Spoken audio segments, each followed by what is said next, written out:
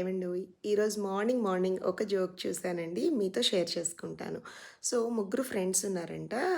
రేపు మూవీకెళ్దాము అందరం కలిసి, ముగ్గురం కలిసి అని అనుకున్నారు. సో, మరి ఏం డ్రెస్ ఏసుకుందాము? వాళ్ళకండి డ్రెస్ కోడ్ ఫాలో అవ్వడం అలవాటంట చిన్నప్పటి నుంచి.